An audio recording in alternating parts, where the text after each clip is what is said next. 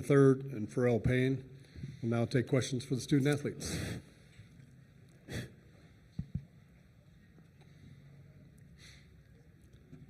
Olin Buchanan, Texags. Wade, I'm curious, when did you learn that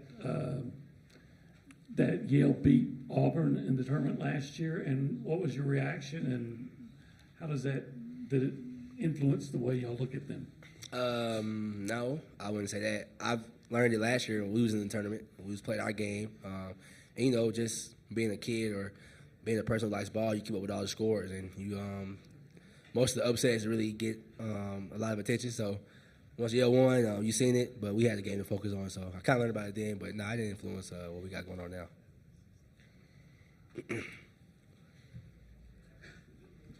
Yeah, for Henry, as you guys have studied them, particularly their offense, what have you noticed that makes them so effective on that side of the ball?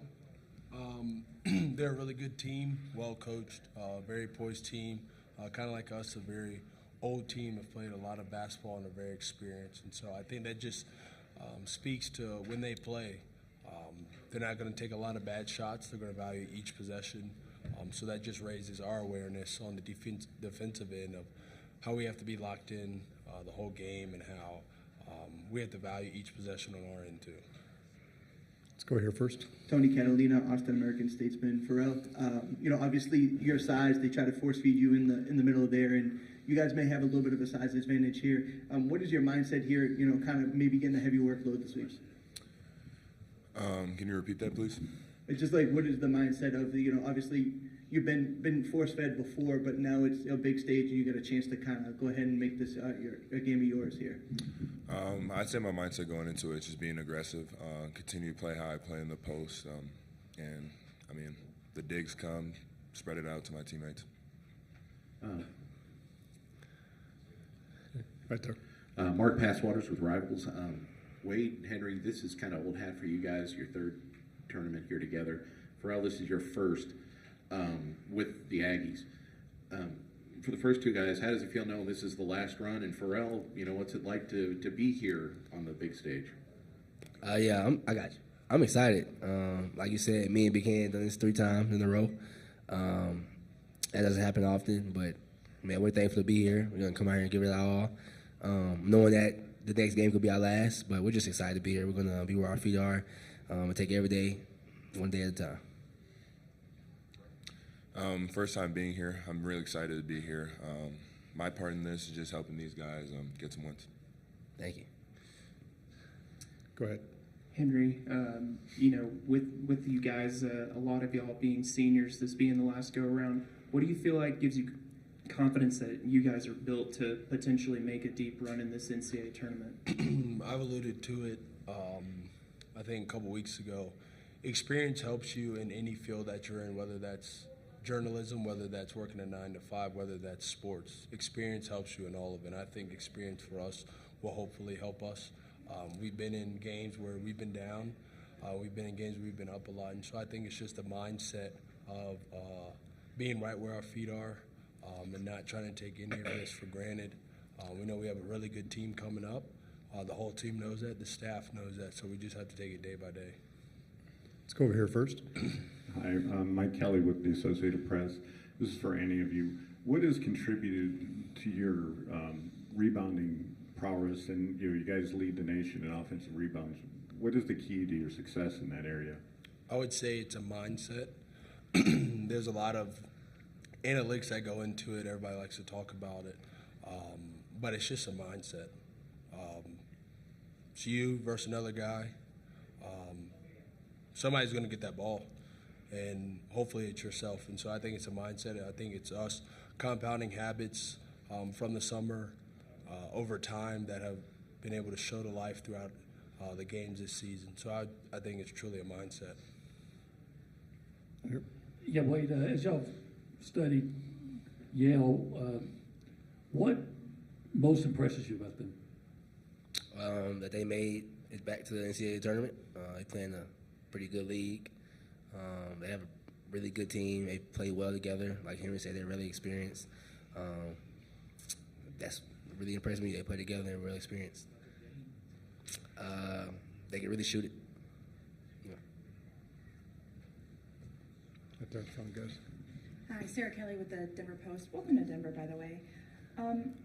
What kind of problem does Yale's three-point shooting pose for your defense, and how do you plan to contain that? Throughout the SEC, we've played a number of teams who shoot the three ball at a high level.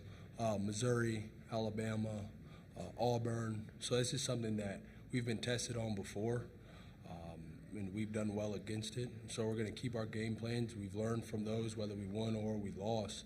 We've learned from it. We're going to build on it, and we're going to continue to work on it so it comes to life tomorrow. Braxton Dory with the battalion here. This is for any of y'all. How has this SEC play kind of helped prepare y'all for this tournament? I'd say it prepared us tremendously. I mean, most of the teams that are in the tournament are from the SEC, so the harder games, night in, night out, is going to get us ready for the tournament play.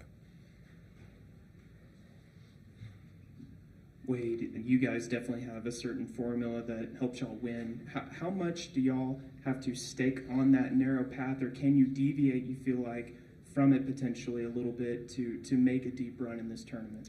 I think every game that you have to play in the tournament is a different game, but I think the foundation that you built from the beginning of the year is what you have to stand on, because once again, that's what got you here. And I feel like you have to change based on the team you're playing, but I think the main things are the main things, and that's what gets you the win.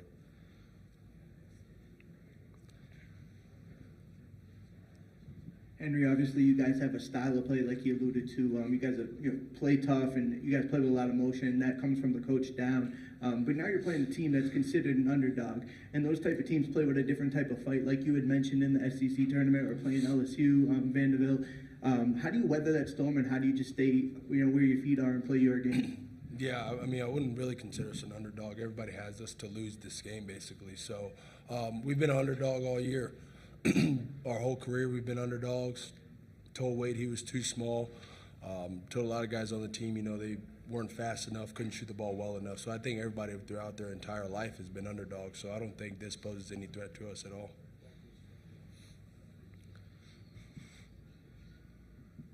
Pharrell, you guys are really good at rebounding, but you look at Yale's numbers, they're really good too. What makes them so effective on the boards, and just the challenge you guys are going to have on that? I would say what makes them so good is kind of that mentality. I'd say they have a similar mentality to us, and I'd say our mentality going into the game is just being more physical than they are.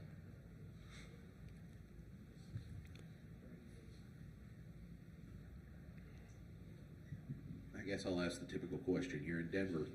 The air's thinner. Have you guys experienced any problems with that so far, or is it something that you're just not concerned about? I would say we're not really concerned about it. Have you had any problems? Yeah, I don't think, we're all good. Mile high, we'll be fine. Anything else? Okay, we'll dismiss the student house this time. Thank you, man.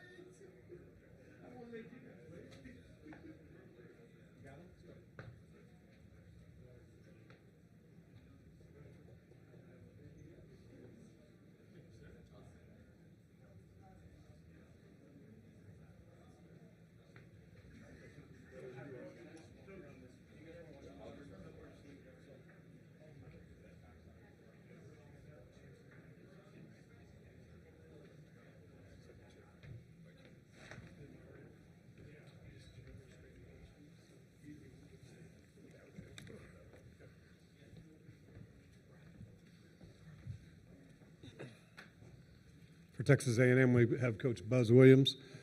Now open up for questions for Coach.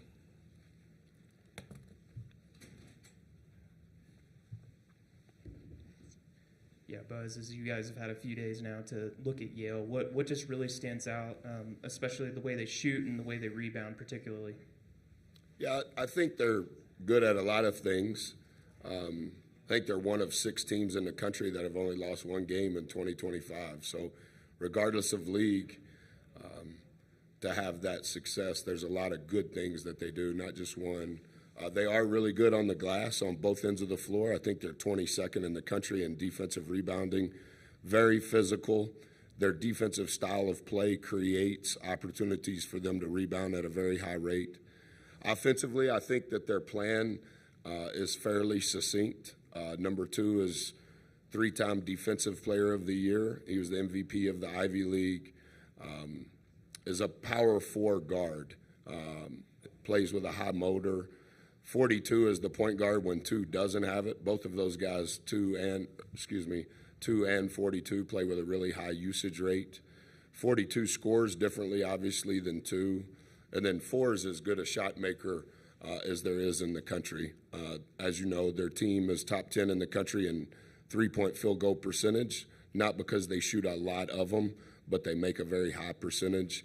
And not exclusively is it because of 4, but a big part of it is because of 4. And I think their team is a little different when 10 is on the floor versus when number 8 is on the floor.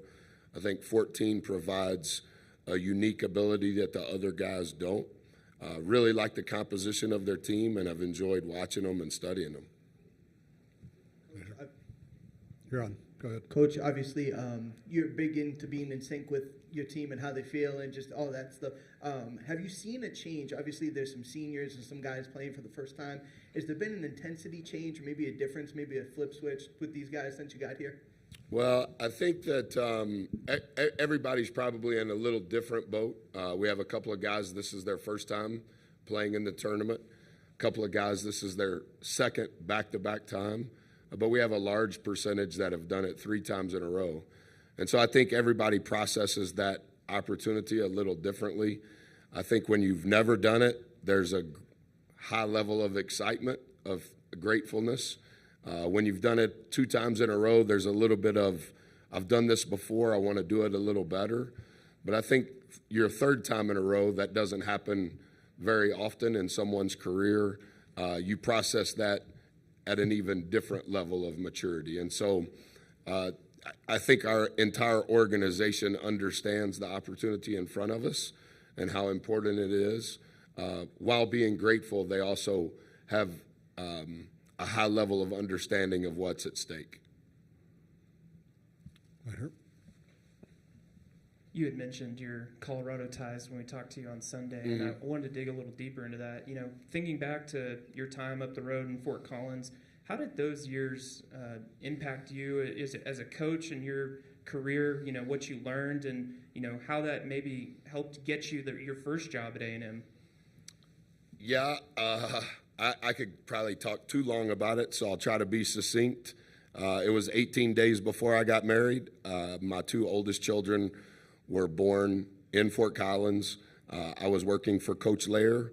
That's a big reason why Coach and I have been connected for the last 25 years at every spot that we've been at, regardless of who has been in what chair. It was the first school I'd ever been employed at that didn't have a hyphen or didn't have a direction in the name of the school. It was the first time I had been to the NCAA Tournament as a coach, as a Division I coach in 2003 when we won the Mountain West. So I remember all of it very distinctly. This is the first time that I've been back in Colorado since 2004 when I was hired as an assistant. So I remember all of it.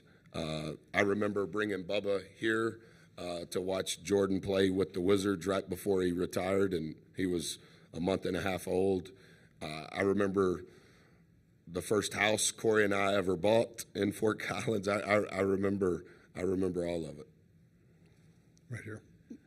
To your left, Coach. Hey, Coach. Eddie Pels with AP. I was just curious. You've been in this business for a while. It's changed a lot for coaches, especially in the last 3-4 years.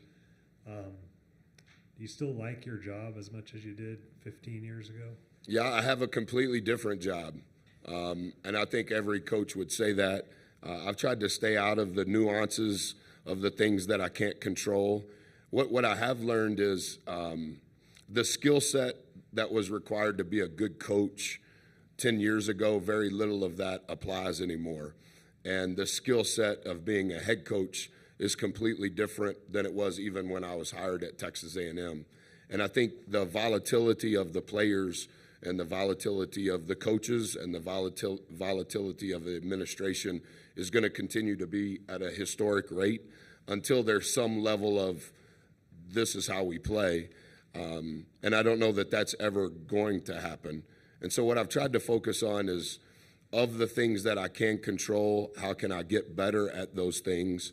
And then of the things that I can't control, how can I continue to try to find ways to improve my skill set so that I can continue to lead? I think this upcoming season is going to be different than this past season. And to your question, the last 3 seasons all have been different.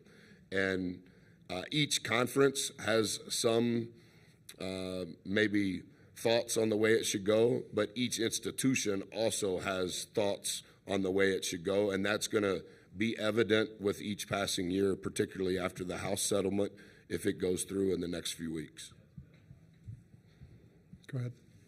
Yeah, Buzz, have you had to feel the need to have much discussion with your guys about, number one, that reminding them that Yale beat Auburn last year, and number two, and I know you keep up with the history of basketball, just the history of success that Ivy League teams sometimes surprisingly have in the NCAA tournament. I think some of our guys, Olin, actually remembered that Auburn had played Yale when we were sitting in Reed Arena before I saw you. We have showed them some clips when we were teaching them Yale's style of play on both ends of the floor. I think since the pandemic, Yale has been to the postseason every year. This is their second year of going to the NCAA tournament. The year before, I think they played in the NIT against Vanderbilt, and the year before that, they were in the NCAA tournament. Relative to the history of the Ivy League, we probably haven't addressed that. Specific to Yale, their personnel, that still applies. I know 42 that played for them last year now plays for Michigan. Their style of play is still very similar. Their roles have changed. Their style of play is similar, but maybe not the history of the Ivy League, but for sure as it relates to this game and the success Yale has had. I think we've done a good job conveying that thus far. Over here. Yeah, Coach Chris Thomas in Denver Gazette. I read a story where you name your inbounds passes after the nicknames of your children. Maybe you could fill me in on that. Yes, sir. We used to do that. All of our specials were named after my children. There's still some residue of that, not quite that extreme as it once was. Some of that was just a lot of our offensive plays are more football calls in regards to the cadence and how we do it. And then anytime the official touched the ball, that was something different. And it started as my children's names, and then it just kind of kept expanding. And then when it was on the sides, it became family names of people associated with our program. And then it got a little out of hand when it was who our barber was and things of that nature. So I've kind of let it go a little bit this year, but there's still residue of it. Over here, to your right, Coach. Coach Mike Kelly with AP. You guys don't have a rotational player that's taller than 6'9" yet. You lead the nation in offensive rebounding and top 5, top 6 in overall rebounding. What is the secret to your guys' success in that department? I think Gochi's probably an inch taller than 6'9", but I receive what you're saying. We led the nation in offensive rebounding last year. We did it again this year. What I would say without arrogance is during our time since the pandemic, we have realized that that was a way for us to create a niche at Texas A&M relative to our roster and our style of play to create a competitive margin. Last year, we shot more balls than any team in Division I over the last 7 years. A lot of that is because we don't make shots. A lot of that is because we rebound the shots that we miss. We've created a category from a rebounding standpoint that's just as significant as offense and defense. This year, as of today, our defense is ranked 7th in the country. We do a lot of good things, in my opinion, in a unique way when the ball is on the ground. But the reason that we have progressed from an overall defensive standpoint is we have taken what we have learned, the language, how we grade it, the metrics, how we practice it. We've taken it to the defensive rebounding side of things and how we scout an opponent and how we teach defensive rebounding, how we've given language to it. Our defensive numbers have improved, not because we've really done anything different prior to when the shot is attempted. Our defensive rebounding has improved on what we're doing once the shot has occurred. And that's what's we've been top 10 in the country in defense for the last 60 or 70 days. And a lot of it is a byproduct of our defensive rebounding. And that literally it just came from what we have learned from an offensive rebounding standpoint. It started very organically in how we went about it. And most people say, and I never object because I don't want to give all of our secrets because we're not smarter than anybody, but they just play really hard. And so when people say that, I just say, yes, sir, that's right. But there is a lot of specificity, however you say that word, a lot of specifics to what we do on the rise of the shot. Everybody in our organization knows what to do. And I think the other thing that's helped us from a defensive standpoint is the pressure we put on the rim from an offensive rebounding standpoint has allowed us to give up less points in transition than we ever have in the last 6 years. So all of that has correlated. And because we've had a lot of returning players, all of the language and how we grade it, we grade all 5 players on every single shot on offense and defense, specific to offensive rebounding and defensive rebounding. And it's helped both offense and defense because of that. Buzz, Eric Prisbell, Hoops HQ. Just following up on that big picture question about the coaching profession, when you look at the state of the game right now, the House case, the transfer portal, revolving door, potential employment, all of the issues we know about, is college basketball in a healthy spot right now? I don't know, Eric. I've tried to stay out of all of that discussion throughout the year just because I don't think that there's necessarily a right answer. I would say at some point it probably will have to be streamlined in some sort of way. I don't know exactly who's going to do that, or is it going to be Doolittle? Is it going to be this new enforcement staff that's potentially on its way after the House settlement?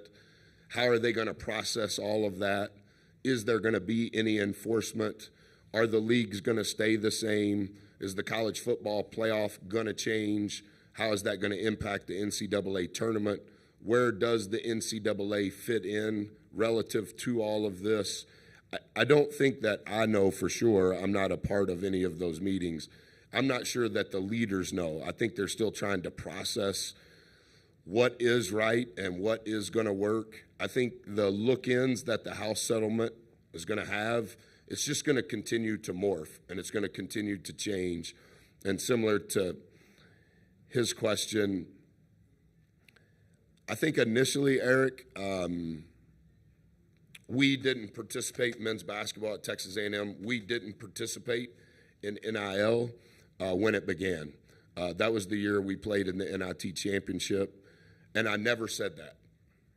And so all of the quotes and all of the opinions that were shielded towards us, I never stood up and said, hey, guys, our kids are on full scholarship.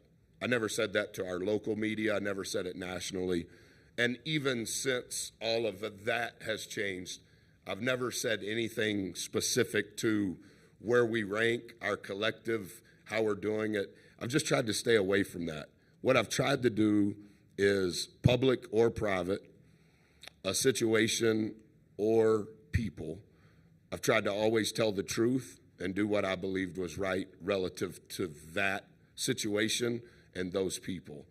And I think the exposure that now has come with all of this, in the chair that we sit in, I don't know that having emotional diatribes solves anything, but I do think the accountability to the families on your staff, to the families of the young men on your team, I still think that that matters.